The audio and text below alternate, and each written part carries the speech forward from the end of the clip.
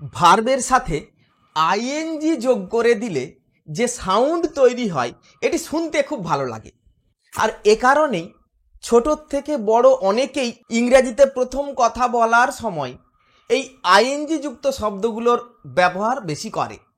আজকের ক্লাসটা যদি তুমি শেষ পর্যন্ত দেখো, তুমি অবশ্যই শিখে যাবে এই আইএনজি যুক্ত ভার্বগুলো কখন বলতে হবে আর কখন বলতে নেই। You are already watching Help Self English YouTube channel. Let's get started. দেখো, এই আইএনজি যুক্ত ওয়ার্ডগুলি কেউ আইএনজিটা সাথে নিয়েই জন্মেছে, আবার কারোর সাথে পরে আইএনজি দেওয়া হয়েছে। যেমন দেখো, কিং,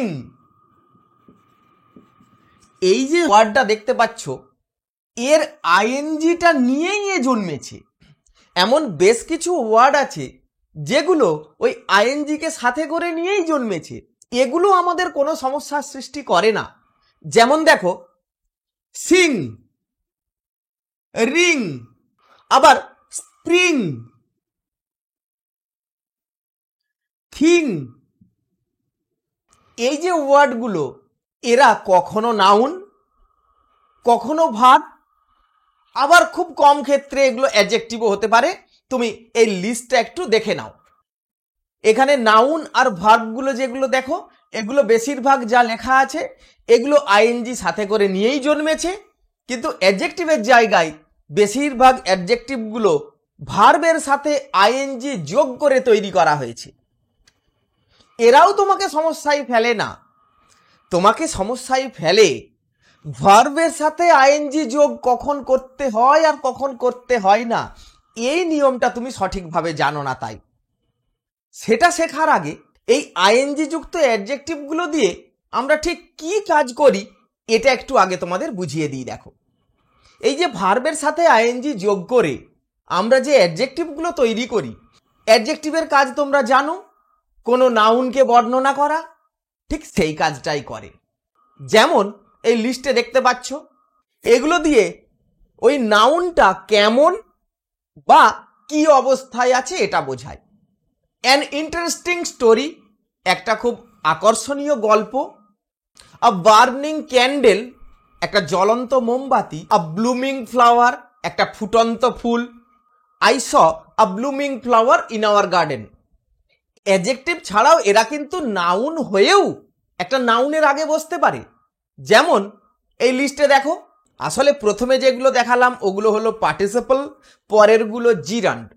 তুমি যদি গ্রামার নিয়ে বেশি মাথা ব্যথা করতে না চাও তাহলে আমার এই গ্রামারের কথাগুলো বাদ দিলেও তোমার কোনো ক্ষতি নেই। আর যদি তুমি একটু গ্রামার সমেত বুঝতে চাও তাহলে এগুলো একটু শুনে নাও। প্রেজেন্ট পার্টিসিপলগুলো ওই নাউনটাকে বর্ণনা করে, ওই জন্য অ্যাডজেক্টিভ। আর যখন জিরান্ড বলছি তখন এরপরে যে নাউনটা আছে ও তাকে বর্ণনা করছে না, এটা উদ্দেশ্য বোঝাচ্ছে।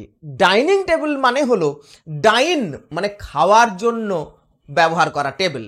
আর স্লিপিং ব্যাগ মানে ব্যাগটা ঘুমন্ত নয়, স্লিপিং ব্যাগ কথাটার মানে হলো ঘুমানোর জন্য, ঘুমানোর উদ্দেশ্যে ব্যবহৃত ব্যাগ। আর ওয়াকিং স্টিক মানে হলো যে ছড়িটা হাঁটছে তা নয়, হাঁটার জন্য ব্যবহৃত ছড়ি। এনিওয়ে, এরা আমাদের ইংরেজিতে কোনো সমস্যা সৃষ্টি করে না। ভার্বের সাথে কখন আইএনজি ব্যবহার করব এটিই তোমাদের আজকে খুব ভালো করে শিখতে হবে। তোমরা কেউ কেউ মনে করো আইএনজি যুক্ত ভার্ব মানেই শুধুমাত্র কন্টিনিউয়াস টেন্স, এছাড়া বোধহয় এর আর কোনো ইউজ নেই। না, এর বাইরে এর অনেক ব্যবহার আছে যেগুলো না জানলে তুমি ইংরেজিতে কথা বলতে গিয়ে বারবার আটকে যাবে, অথবা তোমার বলা বা লেখা ইংরাজি সেন্টেন্সটা সুন্দর হবে না, খুব স্ট্যান্ডার্ড হবে না। তাই আজকের ক্লাসটা শেষ পর্যন্ত খুব মনোযোগ দিয়ে দেখবে। দেখো, সেন্টেন্সে আমরা দুই রকমের ভার্ব বলি।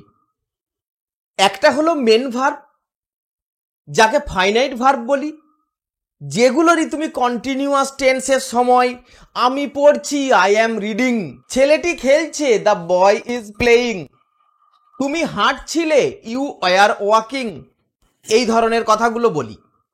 এগুলি ফাইনাইট ভার্ব। তুমি যদি গ্রামারের কথাটুকু বাদ দাও, তাও তুমি উদাহরণগুলো শুনে শুনেই খুব ভালোভাবেই বুঝতে পারবে। আরেক রকম ভার্ব আমরা বলি, যেটা সেন্টেন্সের একটা অংশের মধ্যে তাকে চেপে রাখি আমরা। যেমন দেখো, বাড়ি ফিরে আমি ইংরাজি শিখব। আসলে এই বড় সেন্টেন্সটার মধ্যে দুটো পার্ট আছে, আমি বাড়ি ফিরব এবং তারপর আমি ইংরাজি শিখব। এই দুটো সেন্টেন্সকে আমরা করেছি কি না, একসাথে জুড়ে দিয়েছি, যেখানে শেষের যে ক্রিয়াপদটা, যেটা আমি তোমাকে ট্রান্সলেশনের ক্লাসে বলেছি যে মূল ভার্বটা সবসময় শেষে থাকে, ওটা ঠিক আছে। আর একটা সেন্টেন্সের অংশ যেটা হওয়া উচিত ছিল আমি বাড়ি ফিরব, ছোট করে বাড়ি ফিরে বলেছি। এখন এই জায়গার ভার্বটা বলতে গেলে ওই ভার্বের আইএনজি লাগবে। দেখো, মেন ভার্বটাও ছিল শিখবো, ফিউচার টেন্স, কোনো আইএনজি দেওয়ার দরকার ছিল না, আই উইল লার্ন ইংলিশ। তাহলে ছোট করে দিলে কখন কখন ভার্বের আইএনজি আসবে, এটা এবার শিখি। এখন সেন্টেন্সটাকে যদি তুমি পুরোটা বলো আমি বাড়ি ফিরব, তাহলে এই যে ক্রিয়াপদটা ভার্বটা দেখতে পাচ্ছ, এটি টেন্স অনুযায়ী বলতে হবে।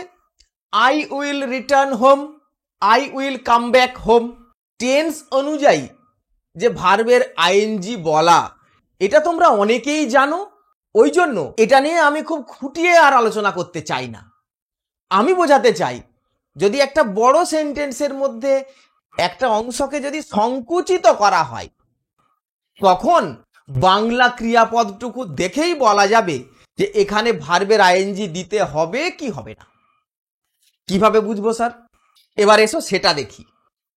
ক্লাসটা যে তোমার ভালো লাগছে, এক্ষুনি একটা লাইক দিয়ে আমাকে সেটা বুঝিয়ে দাও। তাহলে একারযুক্ত ক্রিয়াপদ থাকলে তখন ভার্বের আইএনজি বলতে হবে। এটি 2 নম্বর। প্রথম বলেছিলাম চলমান, ডুবন্ত, জ্বলন্ত, ওই যে কথাগুলো আইএনজি যুক্ত হবে, এই কারণে এটা 2 নম্বর। তাহলে বললাম ওই যে কন্ট্রাক্টেড পার্টটা, সেখানে যদি একারযুক্ত ক্রিয়াপদ থাকে, এই একারটা আসার জন্য ইংরাজি করার সময় ওই অংশের ভার্বটাকে আইএনজি যোগ করতে হবে। তাহলে একে বলতে হবে after finishing the work I will go to office, অথবা having finished my work I will go to office. এখন তোমার মনে প্রশ্ন আসতে পারে, স্যার দুরকম বলছেন কেন? না, কারণ হলো এই যে দুটো কাজ যদি একটা শেষ হওয়ার পরে আরেকটা করা হয়, তখন হ্যাভিং দিয়ে বলা ভালো। ওখানেও তো সেই হ্যাভ ভার্বটার সাথে আইএনজি যোগ করা হলো। এটা আসলে পারফেক্ট টেন্সের নিয়ম অনুযায়ী হয়েছে। পারফেক্ট টেন্স মানে কাজটা যেমন কমপ্লিট হলে বলতে হয়, তাহলে যেহেতু প্রথম অংশটা কমপ্লিট হচ্ছে, ওই জন্য এই অংশটাকে পারফেক্ট টেন্সের মতো হ্যাভিং বলা হলো। আর যদি একটা কাজ শেষ হয়ে গেছে এমন যদি না বোঝায়, যেমন দেখো আওয়াজ শুনে আমি বাইরে এলাম, তাহলে আমি যখন বাইরে এসেছি তখন যে আমার শোনাটা আওয়াজ শেষ হয়ে গেছে এমন তো নাও হতে পারে, আওয়াজটা হয়তো তখনও চলছে, কোনো মিছিল যাচ্ছে, কোনো মাইক বাজছে, কোথাও চিৎকার চেঁচামেচি হচ্ছে। তাহলে এই সব ক্ষেত্রে যেখানে কাজটা প্রথম কাজটা কমপ্লিট হয়ে গেছে কিনা বোঝা যাচ্ছে না, তখন হ্যাভিং দরকার নেই। তখন বলবো hearing the noise I came out. তুমি এখানে অন হিয়ারিংও বলতে পারতে, কিন্তু এখানে যেহেতু কাজটা শেষ হয়ে গেছে, আফটার কমপ্লিটিং বলা যায়, হ্যাভিং দিয়ে বললেই বেশি ভালো হবে। Having completed the work I will go to office. Have ভার্বের পরে ভার্বের 3 নম্বর ফর্মটা বলতে হয়। বাড়ি ফিরে তুমি রোজ টিভি দেখো, তাহলে যখন তুমি টিভি দেখো তখন তোমার বাড়ি ফেরাটা হয়ে যায়। তাহলে ওই বললাম আফটার রিটার্নিং হোম বলতে পারো, যদিও ইংরাজিটা খুব ভালো হয় না, ভুলও হয় না। Having returned home you watch TV daily. নিশ্চয়ই বুঝতে পারছো যে একারযুক্ত ক্রিয়াপদ থাকলে ঠিক কিভাবে আমরা আইএনজি যুক্ত ভার্ব ব্যবহার করি। এটাকে অ্যাভয়েড কিভাবে করবে সেটাও তোমাকে আমি বলেছি, যে দুটো অংশ করে দাও, তুমি বাড়ি ফেরো এবং রোজ টিভি দেখো। You return home and you watch TV everyday, এভাবেও কিন্তু বলা যায়। কিন্তু সুন্দর ইংরাজি বলতে চাইলে তোমাকে এভাবে বলতে হবে। বিষয়টা কঠিন নয়, তুমি এই এক্সাম্পলগুলো দেখো, তাহলে বিষয়টা আরো ভালোভাবে বুঝতে পারবে। এবার দেখো 3 নম্বর, তেযুক্ত ক্রিয়াপদ যদি অবস্থা বোঝায়, তেযুক্ত ক্রিয়াপদ দিয়ে কাজ বোঝাতে পারে। যেমন দেখো, আমি বাড়ি যেতে চাই, এখানে যাওয়ার কাজটা আমি করতে চাই, তাহলে এখানে যেতে দিয়ে কাজটা করা বোঝাচ্ছে। আমি বাড়ি যেতে চাই, I want to go home, এগুলোকে ইনফিনিটিভ বলে, তোমরা সেটা জানো। তাহলে এইরকম তেযুক্ত ক্রিয়াপদ যেগুলো ভার্ব হিসাবে ব্যবহার করা হচ্ছে ওগুলো ইনফিনিটিভ। কিন্তু যদি অবস্থা বোঝায়, আমি তাকে অপেক্ষা করতে দেখেছিলাম, তা দেখো তেযুক্ত ক্রিয়াপদ অপেক্ষা করতে, এটা কিন্তু অবস্থা বোঝাচ্ছে। আমি তাকে কি অবস্থায় দেখেছিলাম, মানে অপেক্ষা করতে, অর্থাৎ অপেক্ষারত অবস্থায় দেখেছিলাম। এই অপেক্ষা করতে কথাটার মানেই হলো অপেক্ষারত, একটা অবস্থা বোঝাচ্ছে না। এই কারণে I saw him waiting, I saw him waiting at the bus stop, I saw him waiting at the station, যদি তেযুক্ত ক্রিয়াপদ কাজটা বোঝায় তখন ইনফিনিটিভ করতে হবে টু দিয়ে, আর যদি সেটা অবস্থা বোঝায় তাহলে সেটা ভার্বের আইএনজি যোগ করে দিতে হবে। এই ধরনের উদাহরণগুলি তুমি খুব ভালো করে মনোযোগ দিয়ে দেখে নাও। এবার দেখো, আকারযুক্ত ক্রিয়াপদ থাকলে অথবা অন্তস্থ অ থাকলে বাংলা ক্রিয়াপদের শেষে সেই অংশের ক্রিয়াপদটা আইএনজি যোগ করে বলতে হয়। যেমন দেখো, সকালে হাঁটা স্বাস্থ্যের পক্ষে ভালো, এই দেখো এই ক্রিয়াপদটার সাথে আকার যোগ করা রয়েছে। Walking in the morning is good for health, আমি গান শোনা পছন্দ করি, I like listening to music. পরেরটা দেখো, সে গল্প বলাই ওস্তাদ, মানেই কিন্তু সে গল্প বলতে ওস্তাদ, তাহলে তেযুক্ত ক্রিয়াপদ, কিন্তু যেহেতু তার একটা অবস্থা মানে কোয়ালিটি মানে গুণ বোঝাচ্ছে, এই কারণে he is efficient in telling stories. এইরকম আরো কয়েকটা এক্সাম্পল তুমি নিশ্চয় স্ক্রিনে দেখতে পাচ্ছ। সে অঙ্ক করতে পারদর্শী, মানেই হলো অঙ্ক করাই পারদর্শী, he is skilled in doing sums. এরকম আরো কিছু উদাহরণ আছে, তুমি মনোযোগ দিয়ে একবার পড়ে নাও। এবার দেখো নাম্বার 5, বাংলা ক্রিয়াপদটি দুবার থাকলে যদি ডাবল হয়, মেয়েটি নাচতে নাচতে বাড়ি ঢুকলো, তাহলে বাড়ি ঢুকলো, the girl entered the house, নাচতে নাচতে এর জন্য বলবো ডান্সিং। তুমি হাসতে হাসতে কথা বলছিলে, তাহলে মূল অংশটা হলো তুমি কথা বলছিলে। এই যে মূল ক্রিয়াপদটা এটা আছে কন্টিনিউয়াস টেন্স, ওই জন্য ওখানে টেন্সের কারণে আইএনজি দিতে হবে। ইউ ওয়ার টকিং, হাসতে হাসতে, এর ইংরাজি হলো হোয়াইল লাফিং, এই হলো এর ইংরাজি, হাসতে হাসতে, হোয়াইল লাফিং। সে ঘুমিয়ে ঘুমিয়ে কথা বলে, তাহলে he speaks, he talks while sleeping. আবার এমনও বলতে পারো he speaks in his sleep, সে ঘুমের মধ্যে কথা বলে। এভাবেও এই যে ভার্বগুলো একে রিপ্লেস করা যায়, ঘুমিয়ে ঘুমিয়ে মানে ঘুমন্ত অবস্থায়, অবস্থা বোঝাচ্ছে, এই কারণে আইএনজি দিতে পারবে। আবার ইন হিজ স্লিপ মানেই তো ঘুমের মধ্যে, ঘুমের ঘোরে, যেমন বাংলায় বলা আছে হুবহু সেভাবেই ইংরাজি বলতে হবে, তার তো কোনো মানে নেই। এ কথা আমি আগে একাধিকবার ট্রান্সলেশনের ক্লাসে তোমাকে শিখিয়েছি। যদি তুমি সে ক্লাস দেখে না থাকো, ডেসক্রিপশন বক্সে লিংক দেওয়া থাকলো, আই বাটনেও লিংক পেয়ে যাবে, তুমি এই ক্লাসটা শেষ করে অবশ্যই দেখে নেবে।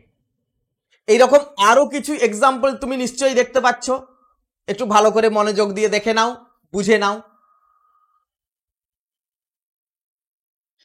আবার দেখো, বলতে গেলে, বিচার করলে, এই ধরনের কথা বললে, মোটামুটি বলতে গেলে মানেই হলো মোটের উপর আমার 1000 টাকা খরচ হয়েছে। দেখো, সব সময় এক্স্যাক্ট এই কথাগুলোই যে থাকবে তার কোনো মানে নেই। রাফলি speaking, I have spent 1000 rupees.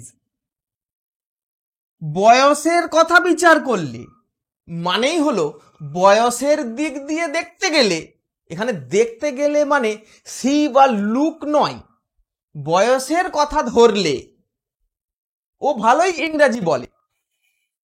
Considering his age he speaks English well. আবার একটা এক্সাম্পল শোনো, তার কাজটা শেষ হয়ে গেছে ধরে নিলেও আমি তাকে এখন বাড়ি যেতে দেব না। Granting that he has finished his work, he has completed his work, I won't allow him to go home. এই যে ধরে নিলেও, এইগুলি সব আইএনজি যুক্ত ভার্ব দিয়ে বলতে হবে। দুটো ব্যতিক্রমী ক্ষেত্র রয়েছে, এগুলি ছাড়াও আইএনজি যুক্ত ক্রিয়াপদ লাগে। যেমন তুমি নিশ্চয়ই দেখতে পাচ্ছ, I could not but speak out, মানে আমি কথা না বলে থাকতে পারলাম না, আমি কথাটা বলেই ফেললাম। এই সেন্টেন্সটাতে বাটের বদলে হেল্প দিয়েও বলা যায়, তারপরে কিন্তু ভার্বটার আইএনজি যোগ করতে হয়। এখানে হেল্প মানে সাহায্য করা নয়। I could not help speaking out. তাহলে এই রকম এই হেল্পের পরে যদি কোনো ভার্ব বলতে হয় তার আইএনজি বলতে হবে। আবার দেখো, প্রিপোজিশনের পরে নাউন বসে, নিশ্চয়ই তোমরা সেটা জানো। প্রিপোজিশন কথাটাকে ভাঙলেই আমরা পাই প্রিপোজিশন। এ প্রি কথাটার মানে আগে, পজিশন মানে বসে, আগে বসে। কার আগে বসে? নাউন বা প্রোনাউনের আগে বসে। তাহলে তার মানেই হলো প্রিপোজিশনের পরেই নাউন বলতে হবে।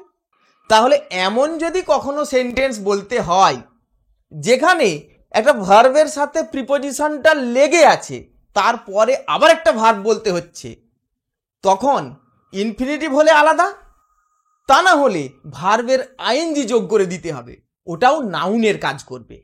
যেমন দেখো, আমি একটা বাড়ি বানানোর কথা ভাবছি, I am thinking of building a house, এরকম বলতে হবে। আবার আমি ইংরাজিতে ভালো নম্বর পেতে সফল হয়েছিলাম, তাহলে আমি সফল হয়েছিলাম এই অংশটা আগে বলতে হবে। আই সাকসিডেড ইন, তাহলে সফল হয়েছিলাম কিসে এটা বলার জন্য ইন প্রিপোজিশন দিতে হয়। I succeeded in scoring good marks in English, যেহেতু প্রিপোজিশন দিচ্ছি ওর পরের ভার্বটা আইএনজি যোগ করে দিলেই ওটা নাউনের কাজ করবে, যাকে আমরা গ্রামারের ভাষায় জিরান্ড বলবো। আশা করছি এতক্ষণ দেখার পরে আইএনজি কোথায় কোথায় বসাতে হয় তুমি সম্পূর্ণ একটা আইডিয়া পেয়েছো। দেখো, এগুলি ছাড়াও আরো কিছু কিছু ক্ষেত্রে আইএনজি যুক্ত ভার্ব ব্যবহার করা যায়, কিন্তু সেই ধরনের সেন্টেন্সগুলোর প্রচলন বড্ড কম, মানে ওই ধরনের সেন্টেন্স আমরা বলি না খুব একটা। ওই কারণে ওই ধরনের জটিলতার মধ্যে তোমাদের আমি আর ঠেললাম না। আজকের ক্লাসটা তোমাদের কেমন লেগেছে নিশ্চয়ই তোমরা কমেন্ট করে আমাকে জানাবে। আর আমি হোমওয়ার্ক হিসাবে কয়েকটা সেন্টেন্স তোমাদের জন্য দিচ্ছি, এগুলি তোমরা সলভ করে আমাকে কমেন্ট বক্সে দেখাবে।